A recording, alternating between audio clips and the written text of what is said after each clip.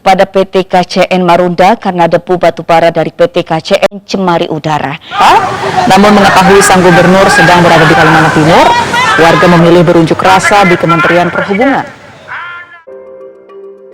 Polusi udara bukan hanya sekedar masalah lingkungan, tetapi ancaman nyata bagi kesehatan dan kehidupan masyarakat. Ketika hak atas lingkungan yang sehat terabaikan, warga Marunda tidak tinggal diam. Mereka bersatu membentuk Forum Masyarakat Rusun Marunda dan melancarkan serangkaian aksi untuk menuntut keadilan. Dari demonstrasi hingga petisi, perjuangan mereka akhirnya memaksa pemerintah untuk bertindak.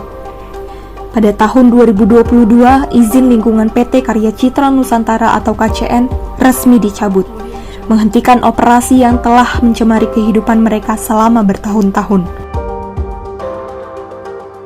Berlokasi di Kecamatan Marunda, Jakarta Utara, perjuangan warga melawan polusi udara akibat aktivitas bongkar muat batubara PT KCN menjadi sorotan. Sejak tahun 2019, debu batubara mencemari udara, memicu berbagai masalah kesehatan seperti sesak napas, iritasi mata, hingga penyakit ispa. Untuk memahami lebih dalam jejak perjuangan ini, kami menelusuri berbagai sudut pandang dari pihak-pihak yang terlibat langsung dalam gerakan ini.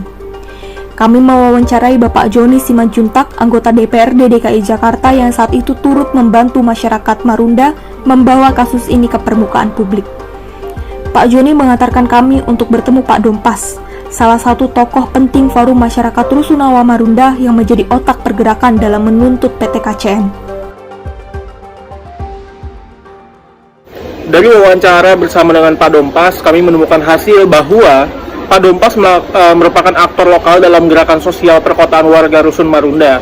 Beliau melakukan pengorganisasian warga tatkala debu dari bongkar muat batubara itu bertebaran di rusun. Membentuk Forum Rusunawa Warga Marunda dan menunjuk sekretarisnya yaitu Pak Didi sebagai ketua forum. Gerakan ini bukan bertujuan untuk menutup PT KCN, melainkan untuk mendesak agar PT KCN memperhatikan debu yang berterbangan dari aktivitas bongkar muat batubara agar udara sekitar rusun tetap bersih dan sehat. Dalam melakukan gerakan, Pak Dompas bersama dengan FORM mengajak organisasi lain seperti LBH Jakarta dan juga Greenpeace. Gerakan yang dilakukan antara lain berdemonstrasi ke Balai Kota DKI Jakarta, Istana Negara, dan juga kantor DPRD DKI Jakarta. Ada upaya penyelesaian masalah oleh PT KCN dengan pemberian CSR. Akan tetapi warga menolak karena dianggap bukan sebagai solusi terdekat.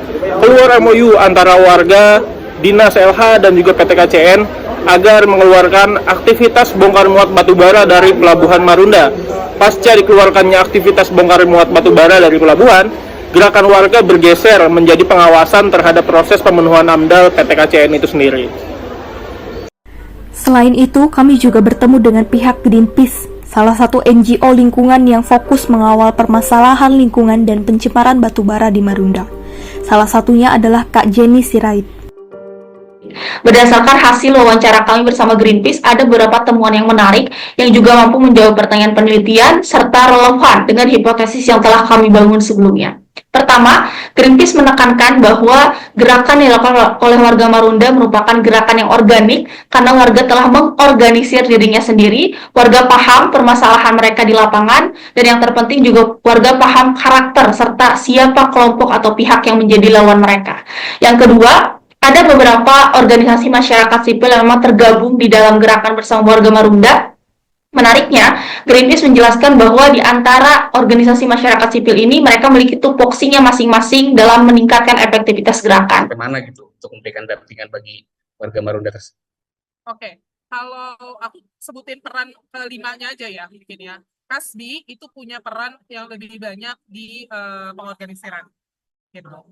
Kalau Greenpeace dan Tren Asia, yang lebih banyak peran di pengorganisaran itu Kasbi dan Walhi Jakarta, Waljak. Gitu. Kalau yang lebih banyak peran di campaign itu di Greenpeace dan Tren Asia. Gitu. Kalau yang lobby-lobby birokrasi dan segala macam, surat menyurat gitu ya, advokasi tapi non litigasi lah, itu ada LBH Jakarta. Jadi kalau perannya Greenpeace, kami lebih ke amplifying the problem yang kami temukan di Tapak, yang kami dapat di Tapak, kami riset lebih jauh karena kami punya resources untuk melakukan riset hasil riset itu yang kami amplifikasi keluar. apa yang kami temukan di lapangan, kami tangkap isunya, permasalahannya, itu yang kami amplifikasi di luar. Gitu. Kalau peran Greenpeace secara spesifik itu. Terakhir, kami juga berbincang dengan Lembaga Bantuan Hukum atau LBH yang dipimpin oleh Kak Alif dan berperan dalam mendampingi hukum warga Marunda dalam upaya menuntut pertanggungjawaban PT KCN. Jadi berdasarkan hasil temuan wawancara kami bersama LBH Jakarta, Kak Alif dan Kak Fadila, kita menyorot bagaimana perkembangan dari gerakan sosial masyarakat Marunda ini pasca dicabutnya izin operasional oleh PT KCN. Dan di sini LBH Jakarta berdasarkan penelitian lapangannya langsung melihat bahwa memang masyarakat di sini terbagi menjadi dua kubu pasca pencabutan itu. Ada masyarakat yang merasa bahwa setelah perhentian aktivitas operasional KCN di Marunda, sudah tidak ada lagi polusi udara, padahal sebenarnya masih ada polusi udara, hanya saja partikelnya sudah tidak terlihat. Jadi waktu ada operasional tambang di situ, berdasarkan pengukuran udara itu ada partikel 2.5. Memang partikel ini terlihat mata dan menandakan bahwa kualitas udara di sana sangat buruk. Nah, akan tetapi masyarakat ini melihat bahwa sudah tidak ada partikel kasat mata, sudah tidak ada asap hitam, sekarang semuanya sudah normal, jadi sudah tidak ada yang perlu dipermasalahkan. Selain faktor lingkungan yang seperti itu, kita juga melihat adanya intervensi politik dari aktor-aktor yang terlibat. Pasca pencabutan itu, setelah keluarnya SK, PT KCN itu mengeluarkan kembali gugatan kepada pengadilan yang tidak terima atas sanksi yang dikeluarkan. Nah, sayangnya dikabulkan oleh pengadilan Jakarta. Jadi selanjutnya masih akan ada aktivitas operasional tambang PT KCN Jilid 2 di Marunda, dan itu yang menurut LBH Jakarta perlu diwanti-wanti dan memang harus dikawal ketat untuk operasionalnya. Kisah ini bukan hanya tentang polusi udara, tetapi tentang keberanian, solidaritas, dan perjuangan panjang warga Marunda. Perjalanan mereka menjadi simbol perlawanan terhadap ketidakadilan. Demi hak atas udara yang bersih dan masa depan yang lebih sehat, inilah cerita mereka, jejak perjuangan Marunda melawan polusi batubara.